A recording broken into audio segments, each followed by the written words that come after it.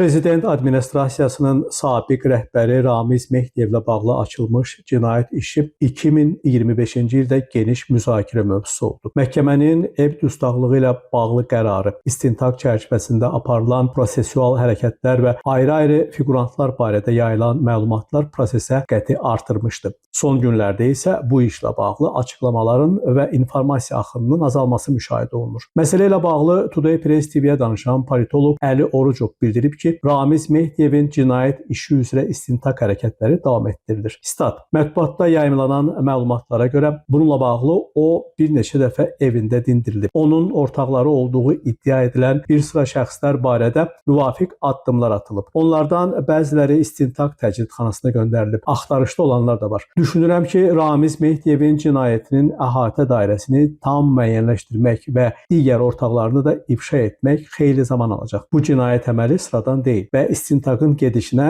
kənar, o cümlədən xarici maneələrin mümkünlüyünü də istisna etmirəm. Sabiq administrasiya rəhbəri Kremlin Azərbaycandakı ən odiyoz fiqurlarından biri olub və Rusiyanın, xüsusilə də son dövrlərdə sərgilədiyi qeyri-dost mövqe hər kəsə bəllidir. Statın sonu. Əli Orucov cari ildə cinayət prosesinin sürətləndiriləcəyini düşünür. Stat: Qeyri-qanuni əməllərinə görə hər kəs cavab verməli olacaq. Mənim üçün maraqlı olan məqam isə ondan ibarətdir ki, dövləti təhlükəyə atan bu kimi şəxslər niyə vaxtında zərərsizləşdirilmir və sabiq administrasiya rəhbərindən heç də az təhlükəli olmayan şəxslər hələ də vəzifələrində qalırlar. Onların yarıtmaz fəaliyyəti cəmiyyətdə ciddi narazılıqlar və ümidsizlik yaradır. Statın sonu. Xatırladaq ki, Ramiz Mehdiyevə qarşı Cinayət Məcəlləsinin dövlət hakimiyyətini ələ keçirməyə yönələn əməllər, dövlətə xəyanət və cinayət yolu ilə əldə edilmiş əmlaki leqallaşdırma maddələri ilə ittiham irəli sürülüb. Ötən ilin oktyabrında Bakının Səbail rayon məhkəməsi Ramiz Mehdiyev barəsində